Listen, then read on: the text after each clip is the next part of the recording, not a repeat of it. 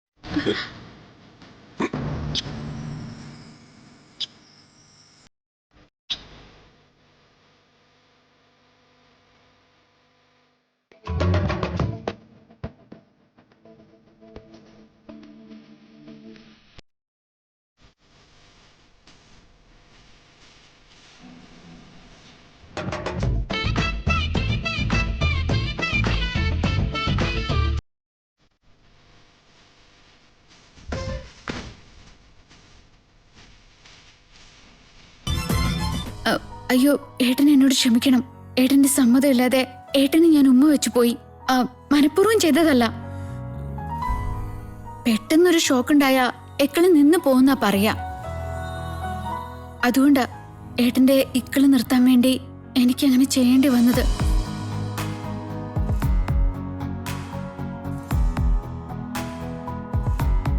രക്ഷപ്പെട്ടു. ചിരിച്ചല്ലോ. ഇനി ഞാൻ ഉമ്മ വെച്ചതിന്റെ പേരിൽ എന്റെ മൂക്കിടിച്ച് പൊളിക്കൂ എന്നായിരുന്നു എന്റെ പേടി മുഴുവനും. ഏട്ടാ,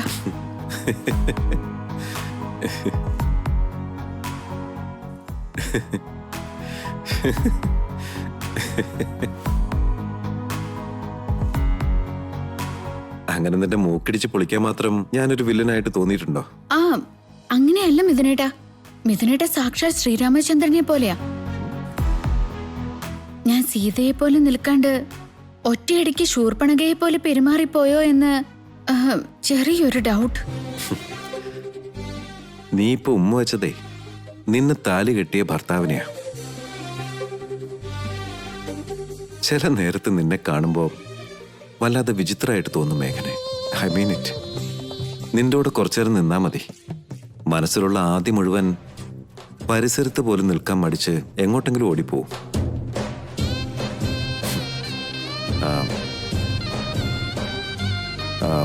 നിന്റെ ഇങ്ങനെയുള്ള കുറുമ്പ് നിറഞ്ഞ വർത്താനവും അതിൽ നിഷ്കളങ്കതയും കണ്ട ആരുടെ ചുണ്ടത്തായാൽ പോലും ഒരു ചെറിയ പുഞ്ചിരി വരാതിരിക്കില്ല. എന്താ ഇന്ന് എല്ലാവരും കൂടി എന്നെ പ്രശംസിച്ച് കൊല്ലാൻ പോവാ? കുറച്ചു മുൻപ് അമ്മയായിരുന്നു, ഇപ്പതേ ഏട്ടനും. ഇന്ന് നേരം വെളുത്തപ്പോ ഞാൻ കണി കണ്ടത് ആരെയാണെന്നാ ഞാൻ ഇപ്പൊ ചിന്തിക്കുന്നത്. ഇത് കണ്ടോ, ഈ നിഷ്കളങ്കമായ വർത്താനോ എല്ലാവരെയും മായാവലയത്തിലാക്കുന്നേ.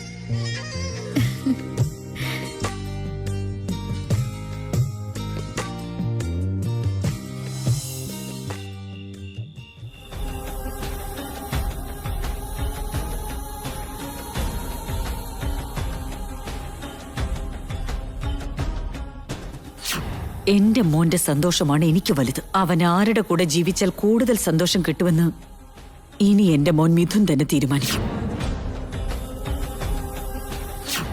നിന്റെ വാശികൾക്ക് ബലിയാടാവാൻ മിഥുനെ ഞാൻ വിട്ടുതരില്ല. എങ്കിൽ അതും കാണാം.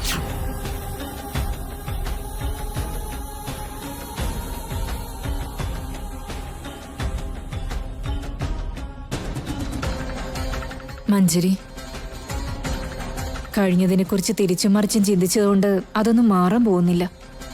മാറാൻ പോകുന്നില്ലായിരിക്കാം, പക്ഷെ നടന്നു കഴിഞ്ഞതിനെ നമുക്ക് അനുകൂലമായി എങ്ങനെ മാറ്റിയെടുക്കാന്ന് ആലോചിക്കാലോ. എനിക്കറിയില്ല മഞ്ജരി, ഇതിൽ അഭിപ്രായം പറയാനോ നിർദ്ദേശം തരാനോ എനിക്കാവുന്നില്ല. ഇനി ഞാൻ വല്ലതും പറഞ്ഞിട്ട് അതിന്റെ പേര് നീ വല്ല പുകയിലും ഉണ്ടാക്കുമെന്ന് എന്റെ പേടി. മോം, മമ്മി അത്രയ്ക്കും പേടിക്കേണ്ട ഒരു കാര്യമില്ല. ഈ പ്രശ്നങ്ങൾക്കെല്ലാത്തിനും സൊല്യൂഷൻ എന്താണെന്ന് ഞാൻ കണ്ടെത്തിയിട്ടുണ്ട്. എന്താണാവോ അത്? ഇപ്പൊ തന്നെ നീരജിനെ ഫോണിൽ വിളിക്കണം. അവനെ കല്യാണം കഴിക്കാൻ എനിക്ക് താല്പര്യമില്ല എന്നും എന്റെ ഒപ്പം ഒരു ജീവിതം എന്ന ചിന്ത ഒരു പകൽക്കിനാവ് മാത്രമാണെന്നും അതിന്ന് പുറത്തു വരാനും പറയണം. ഇന്നലെ വലിയ കാര്യത്തിൽ ഇതുവരെ നാട്ടുകാരെ മുഴുവൻ വിളിച്ചറിയിച്ച് ഒരു ഉത്സവ പ്രതീതിയെ സൃഷ്ടിച്ചിരിക്കുന്നത്. ഇന്നലെ ഒരു അക്ഷരം എതിർത്ത് പറയാണ്ട് ഇപ്പൊ എന്തെങ്കിലും പറയാൻ ചെന്നോ അതവരെ എങ്ങനെ എടുക്കുമെന്നോ എന്തൊക്കെ നിന്നകൾ കേൾക്കേണ്ടി വരുമെന്നോ ഒന്നുകൂടി ഒന്ന് ആലോചിക്കും മോളെ. അപഹസിക്കപ്പെടുമെന്നും മറ്റുള്ളവരെന്ത് ചിന്തിക്കുമെന്നൊക്കെ പേടിച്ചോണ്ടിരുന്ന വീണ്ടും വീണ്ടും അനിഷ്ടങ്ങളെ ഉണ്ടാവും. അതിന് നിന്നുകൊടുക്കാതെ ഇപ്പൊ തന്നെ ഇത് വേണ്ടെന്ന് വെക്കുന്നതല്ലേ നല്ലത്. ഇത് കണ്ടോ, നല്ല സമയത്താ നീരജ് വിളിക്കുന്നത്. ഹലോ ഹലോ മഞ്ജരി, നിന്നോടൊരു പ്രധാനപ്പെട്ട കാര്യം പറയാനാ വിളിച്ചത്. എനിക്കും നിന്നോടൊരു പ്രധാനപ്പെട്ട കാര്യം പറയാനുണ്ട് നീരജ്. അതവിടെ നിൽക്കട്ടെ, ആദ്യം ഞാൻ പറയുന്നത് കേൾക്ക്. നാളെ ഞാനും ഗ്രാൻഡ്ബേയും മിഥുന്റെ വീട്ടിലേക്ക് പോകാൻ തീരുമാനിച്ചിരിക്കും. മിഥുന്റെ വീട്ടിലേക്കോ? എന്താ കാര്യം? മേഘന ഗ്രാൻഡ്ബിയുടെ ഫ്രണ്ടിന്റെ കൊച്ചുമോളല്ലേ, അതുകൊണ്ടാ. ഇന്നലെയല്ലേ കാര്യം അറിയാൻ കഴിഞ്ഞത്. അതുമാത്രമല്ല, മിഥുന്റെ ഫാമിലിയെ കുറിച്ച് പറഞ്ഞപ്പോ അവരെ ഒന്ന് കാണണമെന്ന് പറഞ്ഞിരിക്കുക. എന്നാ പിന്നെ അങ്ങനെ ആവട്ടെ എന്ന് കരുതി. ശരി എന്നാ. ശരിയെന്ന് പറഞ്ഞാൽ മാത്രം മതിയോ മഞ്ജരി? അവരെ പരിചയപ്പെട്ടത് നീ കാരണമല്ലേ. അപ്പോ നീയും കൂടെ ഉണ്ടായിരുന്നെങ്കിൽ നന്നായിരുന്നു. സോ മഞ്ജരി, നാളെ ആതിര ആന്റി നീയും കൂടി മിഥുന്റെ വീട്ടിലേക്ക് വരണം. മഞ്ജരി കേട്ടില്ലേ? നാളെ കാലത്ത് നേരെ അങ്ങ് എത്തിക്കൂ. ഓക്കെ അല്ലേ? ഓക്കെ നീരജ്. എന്നാ പിന്നെ ശരി, വെക്കട്ടെ. നീരജ്, ആ. എന്താണെന്ന് പെട്ടെന്ന് പറ, കുറച്ച് തിരക്കുണ്ടായിരുന്നു. ഞാൻ പറഞ്ഞില്ലേടാ എനിക്കൊരു ഇമ്പോർട്ടന്റ് മാറ്റർ പറയാനുണ്ടെന്ന്. മഞ്ജരി, അതൊക്കെ നമുക്ക് നാളെ സംസാരിക്കാം. ഇപ്പൊ ഞാൻ കുറച്ച് ബിസിയാ Manjari, please don't mind. Okay, bye. എടാ ഫോൺ വെക്കില്ലടാ നീരജ്. നീരജ്, നീ എന്താ കാര്യം പറയാതിരുന്നു?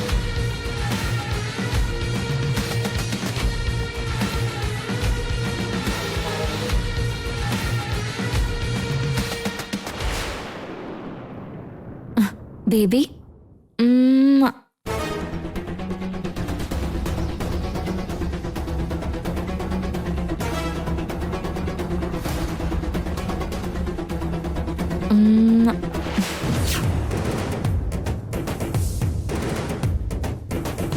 ബേബി, നിനക്കൊരു കാര്യം അറിയോ? നിന്നെ ഞാൻ പരിചയപ്പെട്ടപ്പോ തൊട്ട് എനിക്ക് ചുറ്റുമുള്ള ലോകം തന്നെ മാറി. നീയുമായി പ്രണയത്തിലായ ശേഷം ഞാനൊരു ക്ലൗഡ് നയനിൽ അകപ്പെട്ട അവസ്ഥയാണ്. എനിക്കും അങ്ങനെ തന്നെയാ ഹർഷണി. നിന്നെ പരിചയപ്പെട്ട ശേഷം വിശപ്പ് പോലും ഞാൻ മറന്നിരിക്കുന്നു ബേബി. ഉറക്കം എന്ന ഫീലിംഗ് എന്നെ ഉപേക്ഷിച്ചു. ഏതു നേരവും ഹർഷിണി ഹർഷിണി എന്ന് ഹർഷിണി മന്ത്രം മാത്രം. നിന്നെ ഞാൻ പരിചയപ്പെട്ടതും നിന്റെ പ്രണയത്തിൽ വീണതും എന്റെ ഭാഗ്യ ബേബി. അങ്ങനെയല്ല ഹർഷിണി, ആ ഭാഗ്യവാൻ ഞാനാ. ദേവകന്യകയെ പോലത്തെ നീ എന്നെ ഇഷ്ടപ്പെട്ടത് എന്റെ ഭാഗ്യമല്ലേ മോളെ. നിന്നെ പോലെ ഒരു ദേവത എന്നെ സ്നേഹിക്കാന്ന് പറഞ്ഞാ അതെന്റെ പുണ്യമാണ് ഹർഷിണി.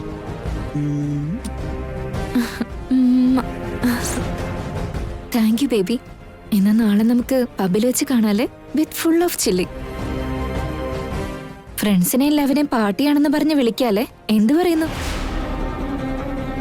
നീ എന്തു പറഞ്ഞാലും എനിക്ക് ഓക്കെയാടാ.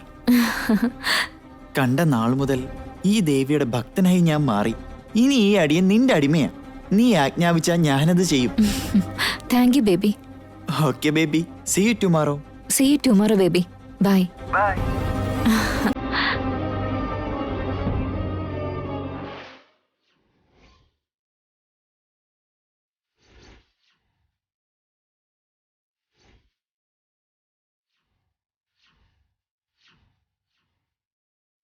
എന്ത് നീ ഇവിടെ കാണിക്കുന്നേ? ഈ പ്രായത്തില് നിന്റെ ചിന്ത പഠിത്തത്തിലായിരിക്കണം. അതിനു പകരം എന്തെന്നാണ് ഈ പ്രേമവും കൊടച്ചക്രമൊക്കെ? പബ്ബും പാർട്ടിയായിട്ട് നടക്കരുതെന്ന് പറഞ്ഞിട്ട്? എന്റെ ഇഷ്ടം, എന്റെ സൗകര്യം. നിനക്കെന്ത് ചെയ്ത? നിന്റെ തോന്നിവാസങ്ങളെ ഇപ്പൊ ഞാൻ മാത്രമേ അറിഞ്ഞിട്ടുള്ളൂ. ഇത് നിന്റെ ഏട്ടന്മാർ അറിഞ്ഞാലോ അച്ഛനും അമ്മയും അറിഞ്ഞാലോ അത് മതി. എത്ര വലിയ പുകിലായിരിക്കും ഇവിടെ ഉണ്ടാവുക. അവരാരും ഒന്നും അറിയാൻ പോകുന്നില്ല. പക്ഷെ നീ പറഞ്ഞ് അറിയിക്കാതിരുന്നാ മതി. കഴിഞ്ഞ പ്രാവശ്യം നീ തന്നെയാ എല്ലാം കൊളമാക്കി. വീണ്ടും എന്തിനുള്ള പുറപ്പാടാ നീ? നീ ശബ്ദിക്കാതിരുന്ന അത് മതി. ഞാൻ മിണ്ടാതിരിക്കുന്നിടത്ത് കാര്യം തീരില്ല ഹർഷിണി. ഇങ്ങനെയുള്ള തോന്നിവാസങ്ങൾ ആദ്യം നിർത്ത്. നിന്റെ പ്രായം അതാ. നിന്നെ മുതലെടുക്കാൻ അയ്യോ, ശ്രമിക്കുന്നവര് പകരുതാ രത്നം. നിന്റെ ഈ ചരിത്രം പറച്ചിലൊന്ന് നിർത്തുന്നുണ്ടോ? ഞാൻ എന്ത് ചെയ്യണമെന്നും എന്ത് ചെയ്യാതിരിക്കണമെന്നും ഞാൻ തീരുമാനിച്ചോളാം. നിന്റെ ഉപദേശം വല്ല പ്രസംഗവേദിയിൽ ചെന്ന് പറ.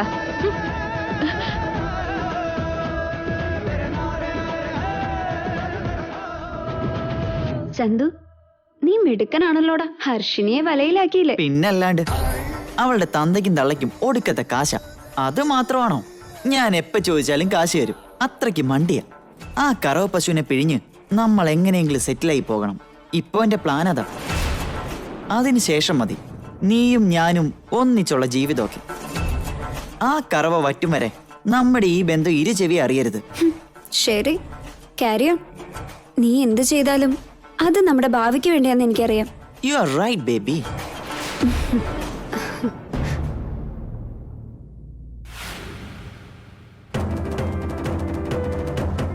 വിവേക്,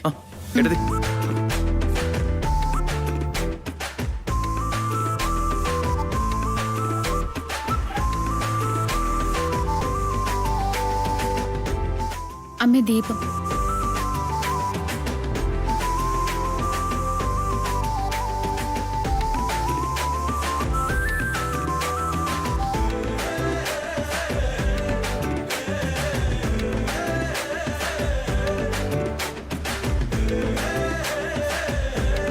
ദേ മുത്തശ്ശൻ.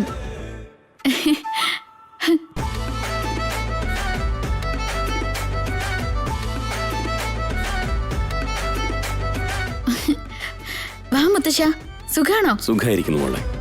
നിനക്ക് സുഖല്ലേ? അതെ മുത്തശ്ശ, അകത്തേക്ക് വരൂ മുത്തശ്ശ. എല്ലാരും വന്നിരിക്കെ. അമ്മേ, അച്ഛൻ വന്നേ.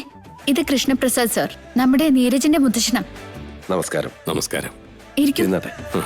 നീയും ഇരിക്കും മോനെ. ആതിരെ, എന്തൊക്കെയുണ്ട്? നല്ല വിശേഷം പ്രിയമതെ. എല്ലാവരും ഒന്നിച്ചാണല്ലോ വരവ്. എന്താ മഞ്ജരി, എന്താ വിശേഷം? ഞാൻ പറഞ്ഞില്ലല്ലോ, ഇദ്ദേഹം എന്റെ അപ്പൂപ്പന്റെ ചെറുപ്പത്തിലെ കൂട്ടുകാരനാ. അച്യുതൻ നായർ എവിടെ? അദ്ദേഹത്തിന്റെ കൊച്ചുമോൾ എവിടെ? കറങ്ങി തിരിഞ്ഞൊടുവിൽ എന്റെ പിറന്നാളിനായിരുന്നു കാണാൻ വിധി. ഇതൊക്കെ കാണുമ്പോഴാണ് ലോകം എത്രയോ ചെറുതാന്ന് തോന്നുന്നത്. നിങ്ങൾ പറഞ്ഞത് 100% ശരിയാണ്. എവിടെയോ ജനിച്ച് എവിടെയൊക്കെയോ വളർന്ന് ഒടുവില് മറ്റെവിടെയോ കണ്ടുമുട്ടുന്നു. നീ കണ്ടില്ലേ, നമ്മൾ ഇന്നിങ്ങനെ കണ്ടുപോലെ.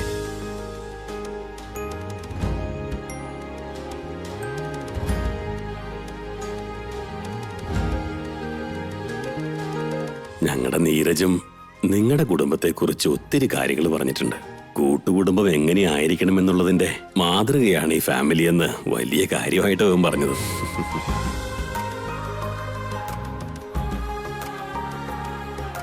അതുകൊണ്ടും കൂടിയാ നിങ്ങളെ എല്ലാവരെയും ഒന്ന് കാണണമെന്ന് കരുതിയത്. നമ്മളിപ്പോ ബന്ധുക്കളാ.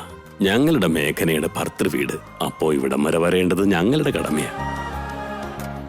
അകന്ന ബന്ധുവാണെങ്കിലും ഈയിടെയാണ് നീരജിനെ ഞങ്ങൾ പരിചയപ്പെട്ടത്. കൂടെ പ്രസാദേട്ടനും വന്നത് ഒരു ബന്ധുത്വം പുതുക്കലിന് നിമിത്തവുമായി മാറി.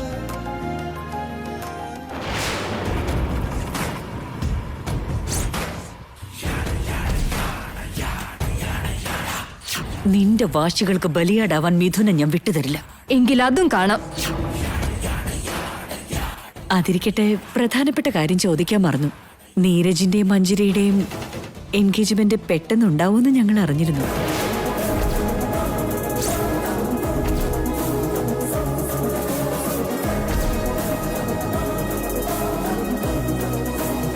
ശരിയാണ് അരുണിമേ. അവിചാരിതമായിട്ടാ ഇവര് തമ്മിലുള്ള ഇഷ്ടം ഞങ്ങൾ അറിഞ്ഞത്. അപ്പൊ പിന്നെ കാര്യങ്ങൾ പെട്ടെന്നാകട്ടെ എന്ന് കരുതി.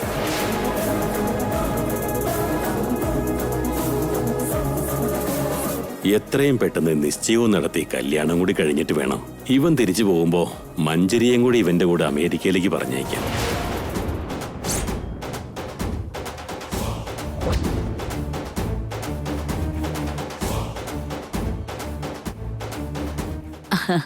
അപ്പോ നിശ്ചയം എന്നത്തേക്കാണാവോ തീരുമാനിച്ചിരിക്കുന്നത്?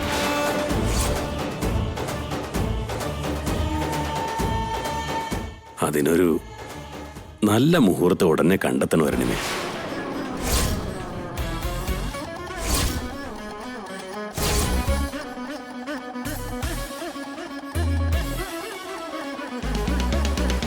ശുഭസേ ശീഘ്രം എന്നല്ലേ പറയാറുള്ളത്. അപ്പൊ പിന്നെ വെച്ച് നീട്ടി താമസിപ്പിക്കുന്നത് എന്തിനാ?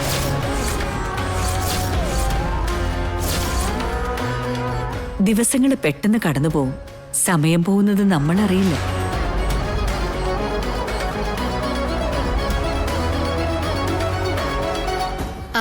അമ്മ പറഞ്ഞതിൽ കാര്യമുണ്ട് മുത്തശ്ശ. മഞ്ജരിയും നീരജും തമ്മിൽ നല്ല പൊരുത്തമുണ്ടല്ലേ? മറ്റുള്ളവരുടെ കണ്ണേൽക്കും മുമ്പ് എത്രയും പെട്ടെന്ന് ഈ കല്യാണം നടത്തണം.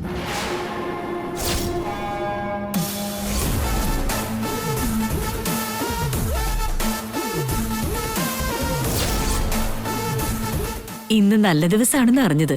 അപ്പൊ മുഹൂർത്തം നിശ്ചയിക്കുന്നത് ഇന്ന് തന്നെ ആവാലോ എന്നാണ് എന്റെ അഭിപ്രായം.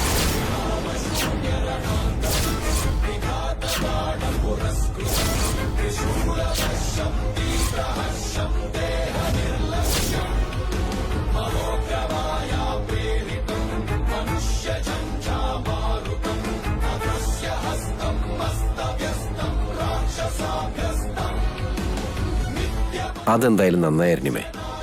പ്രസാദേട്ടൻ എന്തു പറയുന്നു? എനിക്കെതിരൊന്നുമില്ല. എന്നാ പിന്നെ ഇന്ന് തന്നെ ആയിക്കോട്ടെ.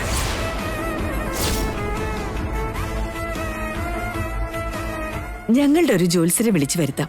ഇന്ന് തന്നെ പേരും നക്ഷത്രവും കൊടുത്ത് മുഹൂർത്തം കുറിച്ചെടുക്കാം. നല്ല കാര്യം. എന്നാ പിന്നെ പെട്ടെന്ന് വിളിപ്പിച്ചോ. മോം ഇതെന്തിനുള്ള പുറപ്പാടാ? മഞ്ജരിയുടെ കല്യാണം നിശ്ചയിക്കാൻ മോം എന്തിനാ ഇങ്ങനെ തിടുക്കം കൂട്ടുന്നേ?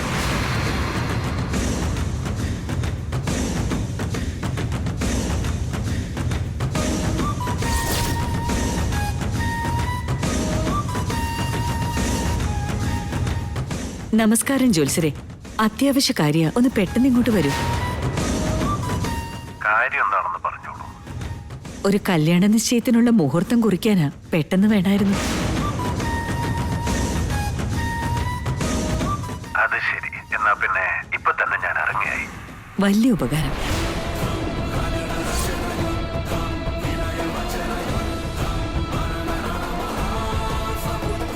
പ്രസാദേട്ടാ, ഞാൻ പറഞ്ഞു ജ്യോത്സ്യര് വരുന്നുണ്ട്. വന്നതും നീരജിന്റെയും മഞ്ജരിയുടെയും നിശ്ചയം നടത്താൻ നല്ലൊരു മുഹൂർത്തം കുറിക്കണം. നന്നായി. ഞാൻ വെല്ലുവിളിച്ചതിന്റെ പേരിൽ കിട്ടിയ നേരം കൊണ്ട് മകന്റെ തലയിൽ നിന്ന് എന്നെ ഒഴിപ്പിച്ച് പടുകുഴിയിലേക്ക് തള്ളിയിടാനാണല്ലോ അരുണിമാൻറ്റി നോക്കുന്നേ. എത്ര പെട്ടെന്നാ അമ്മ മഞ്ജരിയുടെ കാര്യത്തിൽ ഒരു തീരുമാനം ഉണ്ടാക്കിയത്. എൻഗേജ്മെന്റ് എന്നുള്ള ഈ കടമ്പയൊന്ന് കടന്നാ പിന്നെ കല്യാണവും വഴിയെ നടന്നോളും.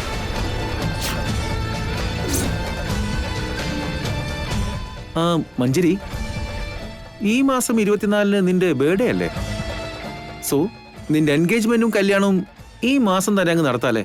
അങ്ങനെ വരുമ്പോ നാളെ ഒരേ മാസം 3 ഒക്കേഷൻസ് ആഘോഷിക്കാൻ പറ്റുമല്ലോ.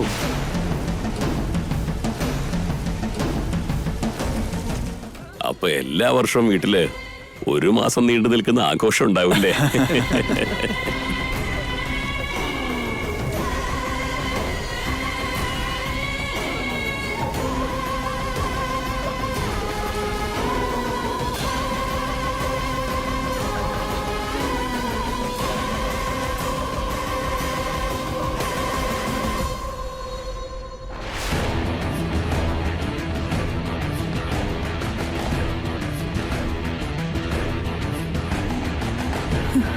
എന്താ മഞ്ജരി ഇത്? എന്തൊക്കെയാ ഇവിടെ നടക്കുന്നത്? നിന്റെ നീരജിന്റെ എൻഗേജ്മെന്റും കല്യാണവും ഒക്കെ ഇതിന്റെ ഇടയ്ക്ക് എവിടുന്ന് വന്ന് കയറി? അങ്ങനെ ഒരു ചിന്ത പോലും ഉണ്ടായിരുന്നില്ലല്ലോ. ഇങ്ങനൊരു കാര്യം അറിഞ്ഞപ്പോ തൊട്ട് വിഷം കഴിച്ച പോലത്തെ അവസ്ഥയാ എനിക്ക്. നിന്നെ വിളിച്ചാലൊട്ട് ഫോൺ എടുക്കില്ലല്ലോ.